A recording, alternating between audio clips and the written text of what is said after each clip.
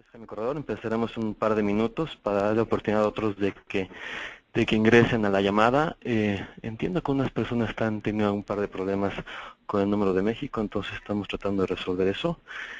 Un minuto más, por favor.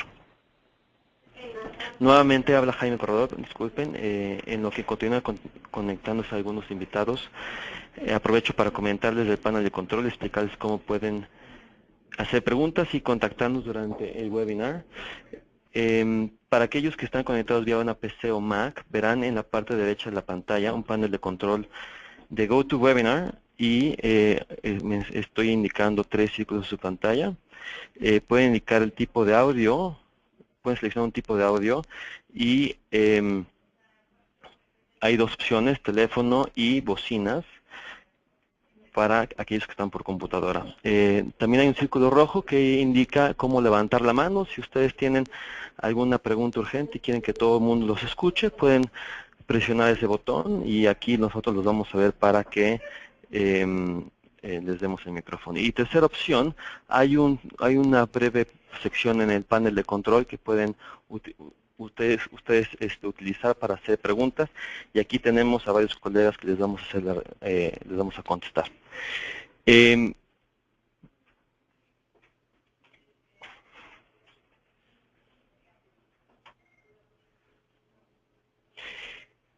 la agenda de hoy tenemos a dos invitados muy importantes de GBM. Contamos con la presencia de Pepe Fierro, que es nuestro portafolio manager de renta variable, y también tenemos como invitado especial a nuestro portafolio manager de renta fija, Fernando Castro, para que nos dé y nos comparta algunas perspectivas de tipo de cambio y de tasas de interés que tanto estamos viendo en las noticias últimamente. Me acompaña también mi colega Maru Curi, quien muchos de ustedes conocen, y va a estar ahorita en el teléfono ayudando a algunos colegas, algunos invitados a entrar a la llamada. Sin más, le voy a dar la bienvenida a Pepe Fierro para que primero nos dé un breve pasaje por los resultados más recientes del primer trimestre de 2015 del CRE, y después vamos a continuar con algunas perspectivas de Fer Castro y continuaremos después con Pepe Fierro. Al final vamos a dejar un espacio para preguntas y respuestas. Todas las preguntas son anónimas, entonces siéntase libre de preguntar lo que ustedes gusten.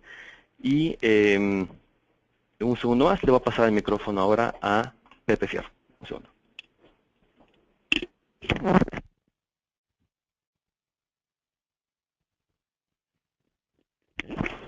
Bueno, pues buenas tardes, buenos días, perdón, a todos. Como les decía Jaime, vamos a platicar un poquito de la parte de cómo nos fue en el trimestre, para luego ya entrar a la parte de perspectivas y de cómo se ven las cosas. Pasando al CRE, el trimestre estuvimos ligeramente abajo del benchmark, que es el IPC. En general, tuvo dos razones principales, ahorita vamos a ir por la mayoría, pero estuvimos un poco más conservadores. Si recuerdan nuestro último call, la verdad es que estábamos un poco más cautelosos, y la verdad es que no, pues digo, yo creo que nos sorprendió a nosotros y yo creo que a la mayoría el comportamiento tan positivo que ha tenido la bolsa recientemente, ¿no? Entonces, en gran parte se debe eso, y la parte de stock picking hubo uno que otro nombre que nos perjudicó, ¿no? Sin embargo, pues si ven cualquier medida desde un de más largo plazo, pues seguimos muy por arriba de lo que ha pagado la bolsa, ¿no? Esto básicamente es un poco lo mismo, pero viéndolo de manera mensual. En el mes que nos pegó muy fuerte fue febrero. Tanto enero como marzo fueron meses positivos en términos relativos contra el IPC, y febrero fue realmente el mes que nos costó, ¿no? Esto es un poco lo que les decía. Si vemos promedios móviles de largo plazo, pues la verdad es que se sigue viendo que nuestro valor agregado sigue estando últimos 3 años arriba de 10%, ¿no? Entonces, es un trimestre, no creemos que sea nada de preocuparse, y de hecho en este trimestre ya nos estamos recuperando, ¿no? Y esperemos que así siga. Pasando un poco a las posiciones más grandes del fondo, que con los primeros 10 nombres constituyen el 55% del fondo, algo que normalmente es nuestra concentración, que además es muy parecida a la concentración del IPC. La única diferencia son las emisoras que traemos. América Móvil, aunque es nuestro posición más fuerte, también es casi nuestro underweight más fuerte, o sea, estamos a lo mejor un poco más positivos que lo que habíamos estado hace un par de meses. Sin embargo, seguimos cerca de 7 puntos under contra la bolsa, ¿no? El que sí nos ayudó mucho, y si recuerdan, inclusive fue un nombre que se preguntó mucho en el conference call pasado, fue Walmex. A pesar de la caída de ayer, la verdad es que ha tenido un comportamiento muy positivo en el año. Y no solo Walmex, sino prácticamente todas las empresas de consumo. Ahorita voy a platicar más de eso. Pero por primera vez, si recuerdan, pues llevamos 2 años prácticamente, que ahí sí viene, ahora sí viene la recuperación del consumo, ahora sí viene. Y este trimestre la verdad es que sí estamos viendo datos que apuntan a que sí se está dando, ¿no? De ahí nuestra tercera mejor posición es, nuestra tercera posición más grande es Grupo México. Saben que es un nombre que nos gusta, nos sigue gustando bastante el ciclo del cobre. Luego Cemex, que había estado algo golpeada, se ha estado recuperando y reportó bastante bien. Mexiquem también es el mismo caso, es una empresa que había estado golpeadísima, pero en los últimos 3 o 4 días ha tenido un comportamiento muy positivo después del reporte. Y luego siguen los clásicos nombres de la casa, que son GISA, Citsasa, IQO y Pinfra, que básicamente pues, son nombres de mediana capitalización que saben que conocemos muy bien y que las perspectivas se ven bastante buenas, ¿no? Ahorita entramos un poco más también a estas. Pasando a qué ayudó y qué afectó, como ya bien les decía, lo que más nos ayudó en el trimestre fue Walmex. Sin lugar a dudas es de las grandes la que mejor comportamiento ha tenido. También Liverpool, aunque no tenemos una ponderación tan alta, sí traíamos bastante más que el IPC, entonces eso nos ayudó bastante en términos absolutos. Y las que más nos costó en absoluto fue América Móvil y Mexiquem. Si ya lo vemos contra el IPC, que es una mejor medida, lo que más nos ayudó fue no haber traído Electra, el haber estado under América Móvil, el haber estado over Walmex, y la que más nos costó fue FEMSA, que por esto mismo de la recuperación de consumo, más lo que han estado anunciando de las gasolineras, ha tenido un comportamiento excepcional y tiene un peso muy importante en el IPC y no traíamos, y Jefe Norte, ¿no? Entonces nos costó más lo que no traíamos que lo que traíamos, ¿no? Igual nos ayudó. Le voy a dejar la palabra a Fernando Castro para que les platique un poco de la parte de renta fija, que ha estado muy interesante, y ahorita regreso. Buenos días. Del lado de deuda, bueno, creo que el año pasado y este año hemos tenido situaciones muy atípicas, probablemente históricas en muchos sentidos. Les estoy poniendo aquí en la gráfica un poco la evolución que han tenido las tasas, sobre todo en Europa. Para mí los drivers en tasas 2014 y 2015 van a ser, fueron y van a ser las tasas en Europa, producto del QE que todos ya conocemos. Lo que vemos aquí es la evolución que hemos tenido en las principales economías en Europa. Estoy incluyendo el Reino Unido porque de alguna manera también tiene que ver con este fenómeno. La primera gráfica es 2012 a la fecha. Hemos visto no solo que se han cerrado los spreads, que ha sido dramático, sino que se han bajado de manera muy importante. En la segunda gráfica es una especie de zoom respecto a la primera gráfica. Lo que estoy sombreando ahí es el QE de Europa. O sea, a partir de marzo empieza la recompra de 60.000 millones y lo que vemos es, a pesar de del rally que vimos tan importante en todos los bonos, que pensábamos que estaba ya descontado el efecto porque no se anunció en marzo, se anunció a principios de año, tienes todavía un efecto bien importante de baja y sobre todo en la parte de Alemania, ¿no? O sea, el bono alemán empezó el QE en 0.4, nada más recordemos que venía de 1% a mediados del año pasado, te vas a 0.4 en marzo y hoy está en 0.15, de hecho tocó 0.06 el lunes, básicamente está en cero la tasa de 10 años en Alemania. En la siguiente página lo que vemos es un poco lo mismo, bonos soberanos en Estados Unidos, España y Portugal. Nunca habíamos tenido, sí habíamos tenido un efecto de que se bajaran los spreads, pero lo que nunca habíamos tenido es las tasas en países periféricos, ni siquiera los core, en países periféricos por debajo del Treasury, ¿no? En la parte de la derecha es lo que señalamos en un círculo. Hoy los precios son negativos, claramente hay una distorsión producto de este QE.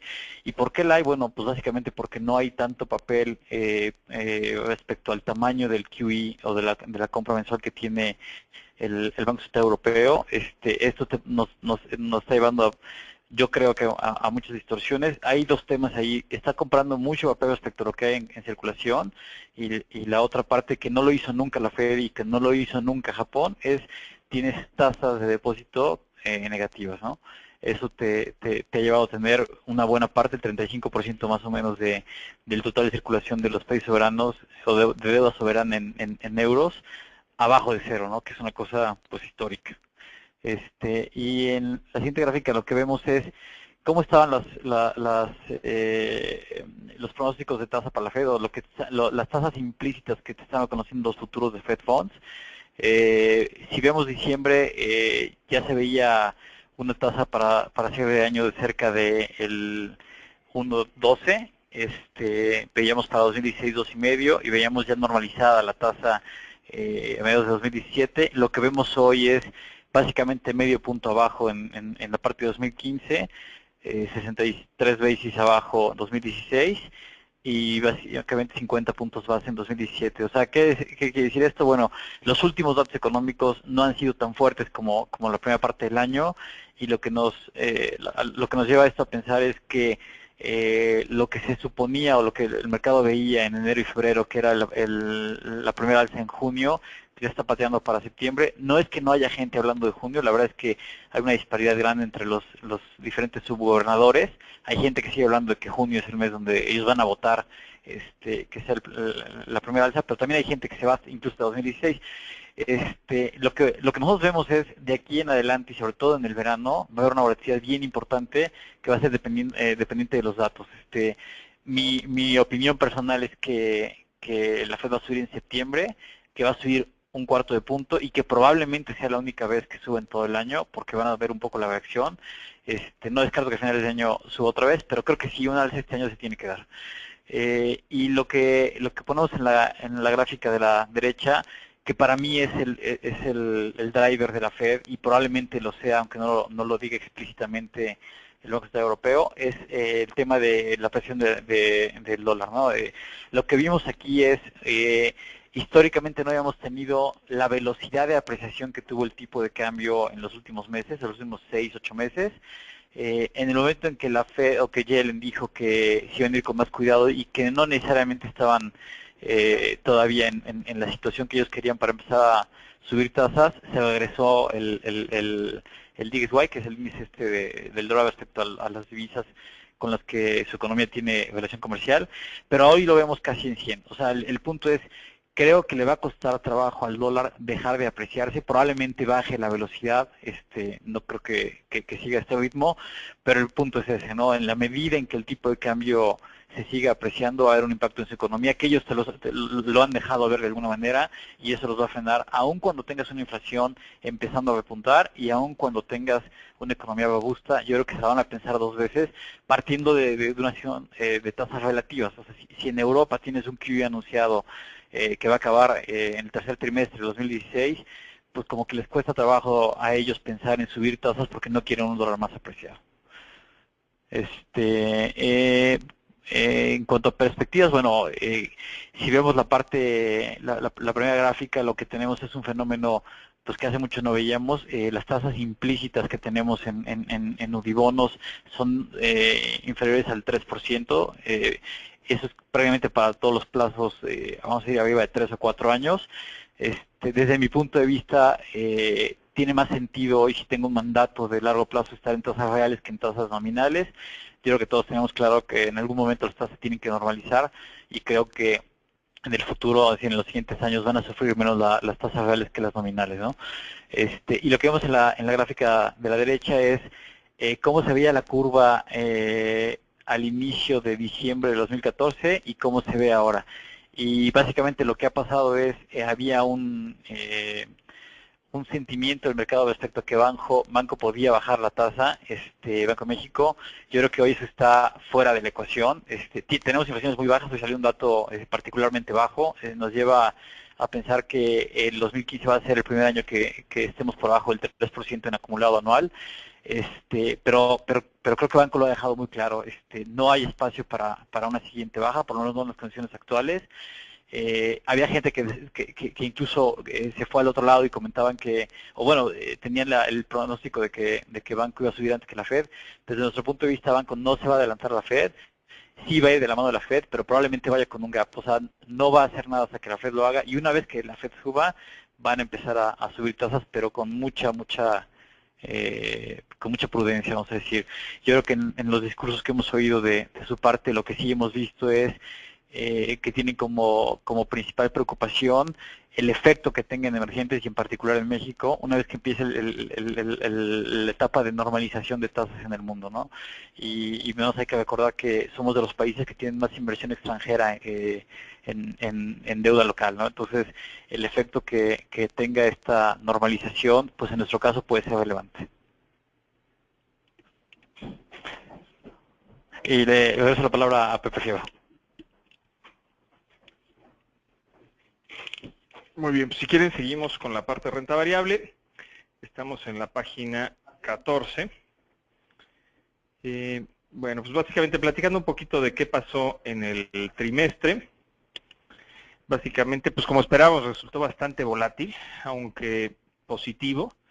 Y lo que más absorbió la volatilidad de todo es la parte de tipo de cambio, ¿no? Que ha sido, sin lugar a dudas, yo creo que la variable que más trabajo ha costado de terminar estos últimos meses. Algo que claramente, como ya había mencionado, ayudó a los mercados fue la recuperación de consumo. Parece ser que está siendo más fuerte de lo que todo el mundo preveía. Les digo, apenas llevamos un par de datos, pero no sé, por ejemplo, ventas adelantadas está creciendo. En el trimestre crecieron ventas generales 5%, ventas de departamentales 9%. Marzo, que fue un mes todavía tiene ciertos efectos estacionales, creció cerca de 11%, ¿no? Entonces, sí estamos viendo una recuperación bastante, y más que bastante, una recuperación por primera vez en bastante tiempo. Otro factor que también ha pasado, al menos aquí relativamente desapercibido, tanto en la parte extranjera e inclusive para la parte de México, que yo creo que sí es un factor a destacar, es la parte de que por primera vez estamos viendo los efectos de las reformas. Y esto sí va a ser importante hacia la segunda mitad del año en la parte de costos de las empresas, ¿no?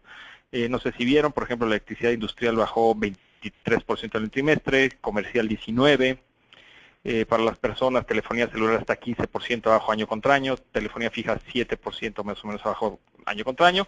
Entonces esto pues te beneficia por dos lados. Uno, la parte, como yo les decía, de costos, y otra por la parte de ingreso disponible hacia las personas, ¿no? Que también apunta pues, a esto mismo que les platico de la parte de consumo, ¿no?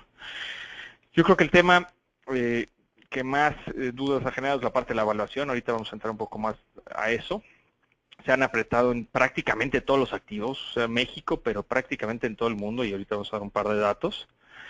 Y también algo que es importante para estos próximos trimestres, que las utilidades, al menos en México, están muy distorsionadas por la volatilidad del tipo de cambio, ¿no? Especialmente la utilidad neta. Entonces, gente que utiliza precio-utilidad, por ejemplo, como su múltiplo para analizar, pues la utilidad en algunas empresas está cayendo 70% trimestre a trimestre, cosas que esta volatilidad que hemos tenido, pues no habíamos visto en varios años, ¿no? Que afectara tanto a la parte de las utilidades.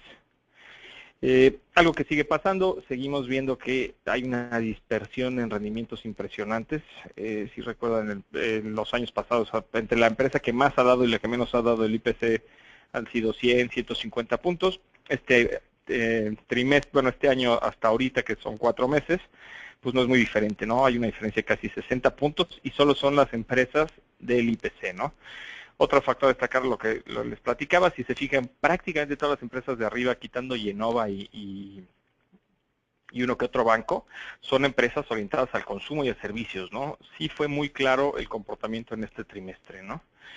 Y en el caso de las empresas que más cayeron, ahí pues muchas son empresas industriales, muchas son empresas que tienen operaciones en Brasil, y el único que destaca es el caso del Lab, pero pues es por situaciones, el Lab y Electra son situaciones muy particulares de esas empresas, no es un efecto macro. Pasando a la parte de evaluaciones, esto es lo que les decía, la verdad es que la bolsa ya se ve estirada, está cotizando casi 11 veces Enterprise Value ahorita, que es bastante más arriba de su promedio. La buena noticia es que con este crecimiento de utilidades que les estoy platicando, la bolsa próximos 12 meses, es decir, ya tomando en cuenta el múltiplo estimado, está cotizando cerca de 10 veces, que sería más o menos por aquí, que es, aunque es un poco arriba, no es tan alto, ¿no? Entonces este año sí vamos a estar beneficiados de que las utilidades están creciendo. Esperamos que la muestra crezca alrededor de 10% en utilidades este año, ¿no? En utilidades me estoy refiriendo a EBITDA, ¿no? Utilidad neta, así como les decía, es casi imposible pronosticar. Nada más como ejemplo, pues esta es la gráfica del S&P. Aquí es el múltiplo precio-utilidad, pero bueno, la tendencia es la misma y pude haber puesto otras 10 gráficas y la tendencia va a ser lo mismo. Fer Castro ya les platicó lo de las tasas negativas en varios países de Europa. Entonces, sí estamos viendo un mercado en el que la verdad es que cada vez es más difícil encontrar valuaciones atractivas en cualquier clase de activos, ¿no? Pasando un poco a la parte de perspectivas, creemos que la volatilidad va a seguir, principalmente en la parte internacional. La verdad es que en México no hay tantos asuntos. Seguimos teniendo la Fed, que Fed ya mencionó detalladamente. Grecia puede venir en unas semanas, elecciones en Reino Unido, y así pues creemos que va a seguir habiendo eventos prácticamente el resto del año, ¿no? Entonces no creemos que cambie mucho, vamos a seguir cautelosos en cuanto a nuestro manejo. Seguimos manteniendo como 10% de efectivo en los fondos, y en el caso del CRES lo mismo. Localmente, como les decía, no hay muchos factores que nos preocupen. Vamos a tener que estar viendo la parte de la ronda 1. Todo el mundo, era un tema que hace un par de meses había hecho un poco más de ruido. Ahorita yo creo que ya en general todo el mundo espera que tenga un resultado positivo. Luego, aparte de las elecciones, que no creemos que traigan un cambio muy significativo, pero bueno, siempre hay que monitorearlo. Y lo que sí creo es que más adelante el año vamos a empezar a ver temas del presupuesto de 2016, si el precio del petróleo sigue aquí, ¿no? Digo, ya todas las semanas en las noticias pues lo están viendo. Sale o Banco de México o la Secretaría de Hacienda a decir un poco que pues hay que recortar, hay que ser cautelosos, y yo creo que mientras sigan con ese speech va a ser muy bueno, pero es más fácil decirlo que hacerlo, ¿no? Entonces, ese es un tema que yo creo que hacia la última parte del año seguramente estaremos platicando más. En la parte de consumo sí ha habido una recuperación, como ya les platicaba. Hay que ver si sí continúa teniendo tracción. Nosotros esperamos que sí. La parte importante es que las empresas ya lo descontaron, ¿no?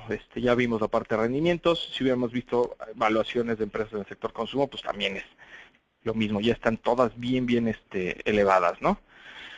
Y pasando finalmente a la evaluación en términos generales, como ya lo dijimos, se está apretando. Sin embargo, pues seguimos creyendo que la historia de México es más atractiva que la mayoría de los emergentes. En términos relativos nos seguimos viendo mucho mejor que la mayoría. Sin embargo, eso nos ha hecho otra vez enfocarnos a comprar empresas más de mediana capitalización. Seguimos muy positivos en todo el sector industrial. Si ven el fondo, pues es sin lugar a dudas nuestro overweight más fuerte. Nos gusta porque pues, juegas al consumo, que ya hemos visto que está repuntando, juegas a la parte de Estados Unidos, y además ahorita como pues digamos que fue el dulce extra, pues estás jugando a la parte de la depreciación del tipo de cambio, ¿no? Que sí se van a ver muy beneficiados. Entonces yo les diría que ese ha sido la única cambio, que hemos seguido subiendo toda la parte industrial. Hemos seguido subiendo, perdón, la parte de autopartes, que saben que es el sector que más nos gusta, y pues nos hemos estado empezando a bajar de nombres de consumo, ¿no? Tener un over muy fuerte en Walmex, lo hemos ido reduciendo, y así de igual manera en otros nombres de consumo como FEMSA o inclusive Gruma, ¿no? Que por mucho tiempo la trajimos como una ponderación fuerte en el portafolio y ya le hemos estado bajando, ¿no? Entonces, sin más, pasamos a la parte de las conclusiones para luego pasar a la parte de preguntas y respuestas. Les dejo a Jaime Corredor. Hola nuevamente, Jaime Corredor. Antes de pasar a la sección de preguntas y respuestas, porque ya han entrado algunas, un par de conclusiones que tenemos del trimestre. Como ya nos comentó Pepe Fierro, bueno, tuvimos un trimestre más positivo de lo que esperábamos, un ligero underperformance, pero claramente una consistencia de resultados de largo plazo por encima del índice de referencia significativa. Tenemos un sólido historial y le pedimos a nuestros inversionistas que nos vean como inversionistas de largo plazo, porque así es como somos, así es como escogemos las empresas donde invertimos y como ustedes pueden atestiguar de Pepe Fierro, el análisis, el enfoque y la investigación y análisis de GBM es lo que nos diferencia. Vemos, como comentó Pepe, algunos mercados internacionales difíciles, esperamos volatilidad, pero en el CRE seguimos buscando selectivamente oportunidades para agregar valor de largo plazo a nuestros inversionistas. Voy a pasar a una breve sección de preguntas y respuestas. En lo que entran las preguntas, por favor utilicen el panel de control. Ahí hay una sección que ustedes pueden utilizar para mandar las preguntas por escrito, más sin embargo, si alguien quiere hacer una pregunta en público, puede levantar la mano. Vamos a un segundo para que entren las preguntas. En el Inter voy a hacer un breve sondeo que nos han preguntado y luego a muchos de nuestros invitados les gusta verlas. ¿Cuál de las siguientes emisoras cree usted que tenga un mejor retorno durante el segundo trimestre? Pueden a través de su computadora empezar a seleccionar y estamos recibiendo algunas respuestas ya. Vamos a dar unos segundos más para que puedan ustedes escogerlas.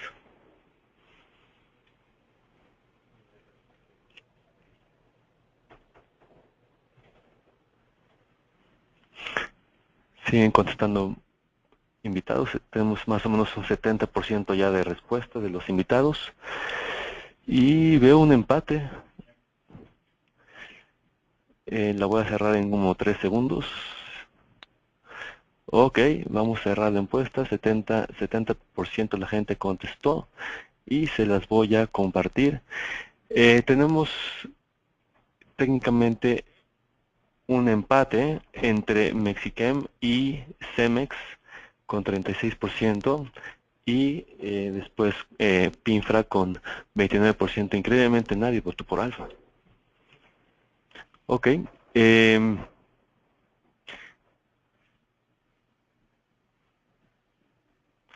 Están entrando algunas preguntas, entonces vamos a darle prioridad a las preguntas.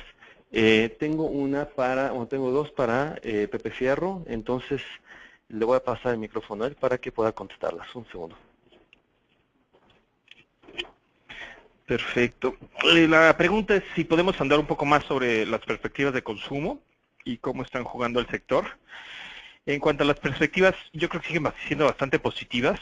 Varios de los factores que habían estado afectando al consumo se ve bien, al menos para los próximos trimestres. Por un lado tienes pues la parte de ingreso disponible, esto que les platiqué un poquito de menos costos en la parte de electricidad, en la parte de telefonía. Eso no es tan significativo, pero va a seguir. La segunda es toda la parte de remesas. Esas, si las han seguido, pues tienen varios trimestres creciendo a tasas importantes.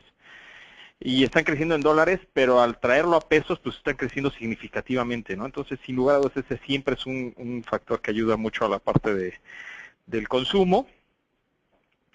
Y además, en términos de, ya digamos, de masa salarial y de crecimiento laboral, pues el desempleo ha estado bastante bajo, sí ha habido un incremento importante en la parte de creación de nuevas plazas.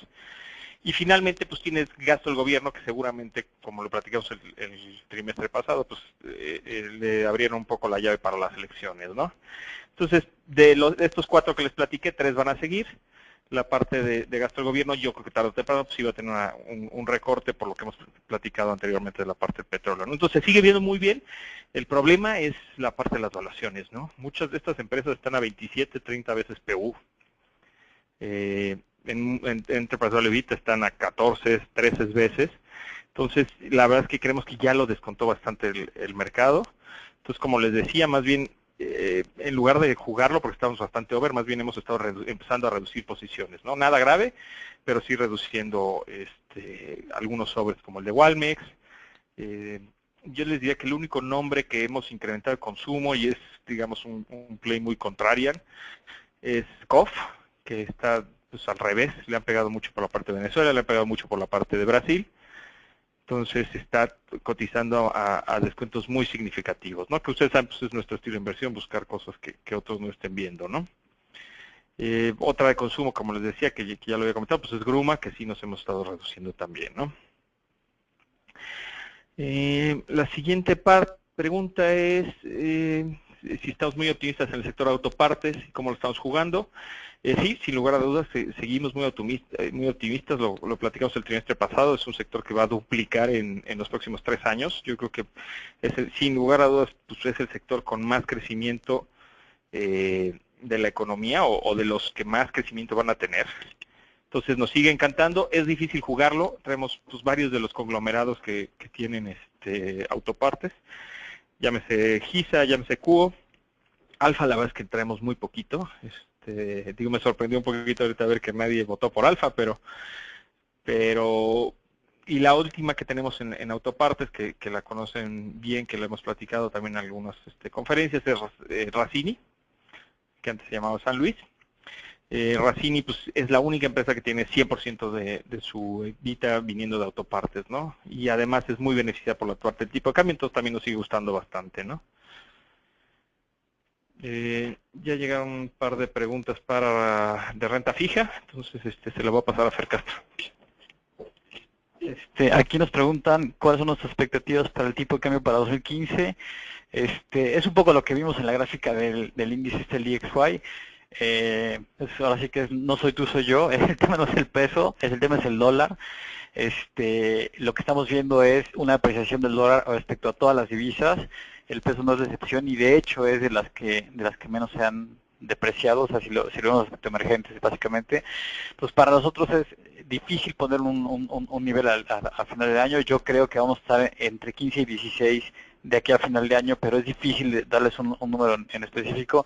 Lo que me queda muy claro es que conforme empiece el proceso de normalización, vamos a decir, en el segundo semestre de este año, la volatilidad que vamos a ver en el peso y en el resto de las divisas emergentes va a ser un poco mayor.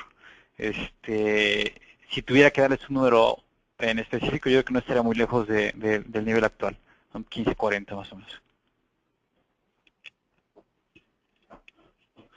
Ok, vamos a darle unos segundos más a que entren más preguntas.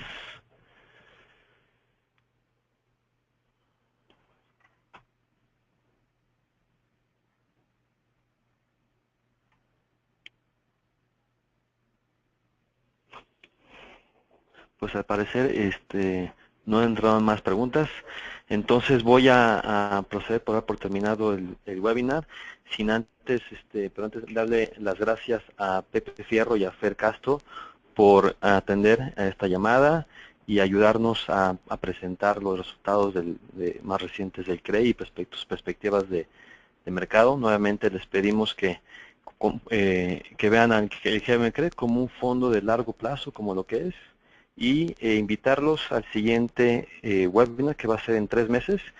Esta sesión fue grabada y la vamos a distribuir próximamente, yo pienso que en unos 4 o 5 días más. En el Inter, si alguien tiene alguna pregunta o comentario, por favor no esperen en contactarnos. Mi correo electrónico es jcorredor@gbm.com.mx o bien puede contactar a mi colega Maru Curi